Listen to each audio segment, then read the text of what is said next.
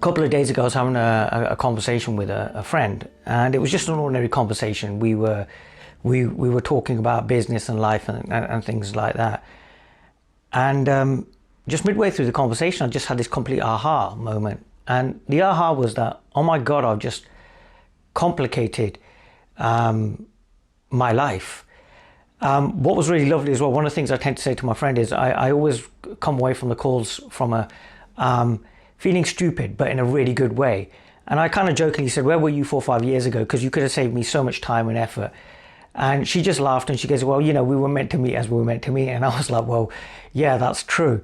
But what was really beautiful and what I took away from the call was that I'd really complicated things. You know, I've over the last couple of years traveled around the country, traveled across Europe, talked, and it's all been this really amazing like lifestyle and you know, jumping on and off planes and, you know, getting into like some heated discussions and what have you.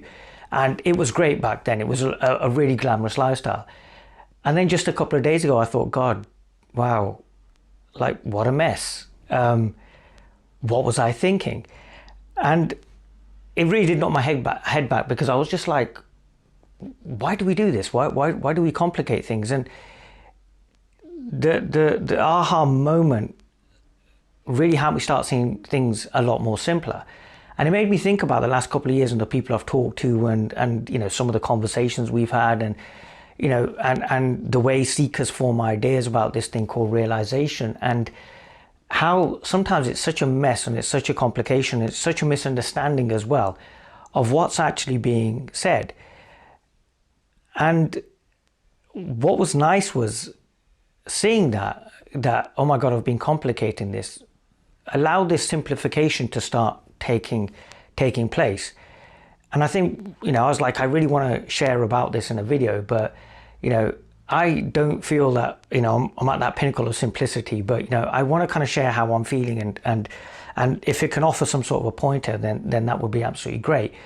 And, you know, I found that as we change or as we deepen our realization of what we are, you know, we have to let go of certain things.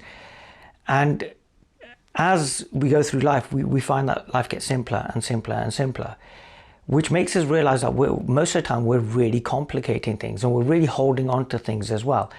And we're holding on to these things because obviously they give us a sense of worth or some sort of sense of identity. But as we start seeing more of what we are, we realize that these ideas are cumbersome and that we do need to let them go. We do need to drop them. Now, the dropping of that sometimes can be easy and sometimes it can be really hard because guess what, you know, you've invested so much time and energy into this and it's almost a part of your identity and it's almost like you're losing yourself.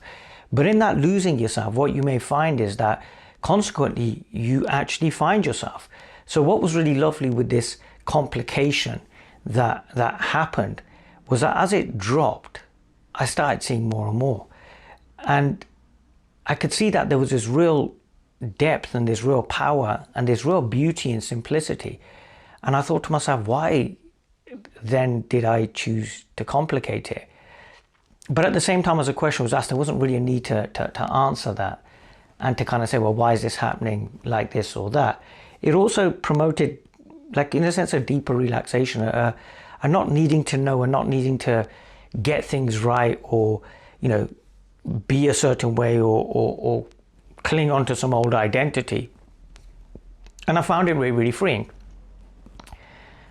But what was really beautiful is the complication as well. I realized, and not to beat up on complicating things, was needed. You know, I needed to have this mass of ideas that all just came in, you know, and it was centered predominantly around my work, you know, and it made me realize that maybe I don't need to run up and down the country. Maybe I don't need to be doing this and this and this. Maybe I just need to be me. And me in this moment is the best possible expression of this reality called life. And rather than try to control that or be a certain way, could I be okay with that? And, you know, the answer was inevitably yes, you know, I could be good with that. And I found that life was a little bit more flowy, you know, and it was just simpler. And, you know, it made me think about how we so complicate things when we come into these rooms. You know, we come in with our demands And we come in with this identity and we want a certain thing, and we've heard about this thing called realization, and we really want realization, and we want awakening, and we tell ourselves and we tell the other that we're really sincere as well. And it's such a drama.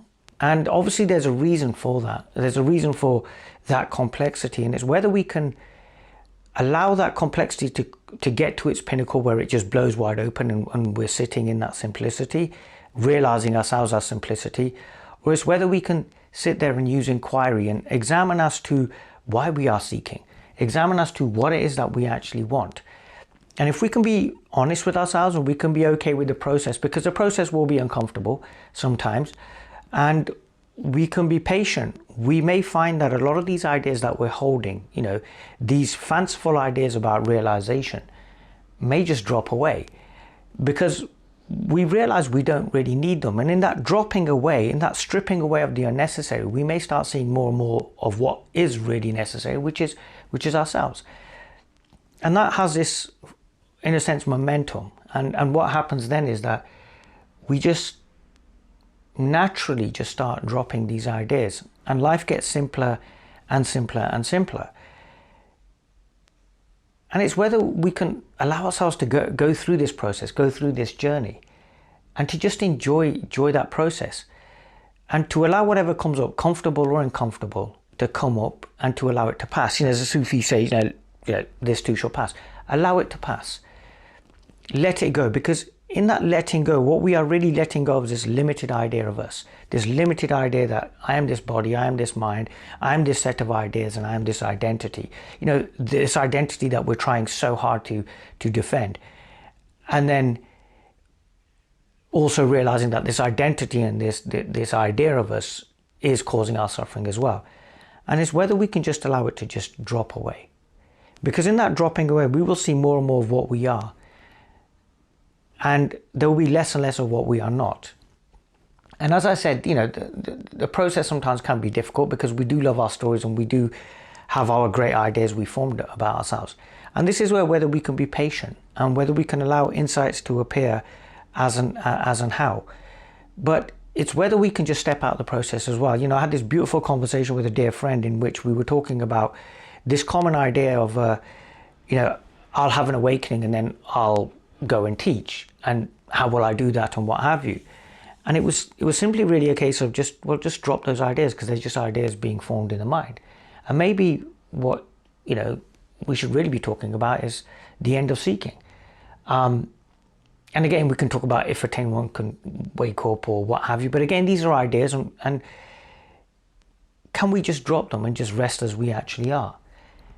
And what we may find is, if we rest as we actually are, we'll find that there's this real simplicity, and there's this real ease, and there's this real sense of joy. And it's not always going to be there, because there'll always be something that will be bubbling up to the surface. But if we allow ourselves to get more and more out of the way, what we may find is that life just works. Life just works through us, is us, however you wish to say it. And we may find that this thing that we're trying to do, that's taken us so long, that we're trying to make happen by reading the books and going to the meetings and what have you, may just show itself as and how it needs to. Because when we're trying to do something, we're creating this situation of complication. We're creating this impatience. We're creating this stress upon ourselves that, we've got to wake up. Have we ever examined the reasons as to why we want to wake up? And what is the purpose of waking up? And what are the real reasons that we're sitting in those rooms? So if we can inquire honestly, radically honestly with ourselves, to be really honest with ourselves, and to allow whatever comes up to come up, and to be accepting, and to really be patient with whatever's happening, we may find, and please don't use this as a technique, because I know that the mind can get hold of this and kind of go, well, he's given a prescription here. Please don't. You'll just complicate it. What we may find is that life, that grace, that this love that we are, will just show itself. And in that showing, we realize that we have always been this thing, that it was really just a play that was just seeking itself out. And then there's just this constant simplification, there's this constant deepening of who we actually are, without effort, without intent, without trying. And that's such a beautiful place, and that is who you are. Without effort, without intent, open to life in the most beautiful way. So please, stop complicating things. Stop trying to figure things out. Stop trying to do or be or try to get something.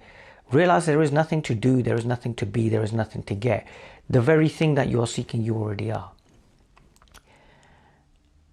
And possibly in that acceptance, when life decides to show itself for who it really is, we may find that we're home and that we've always been home.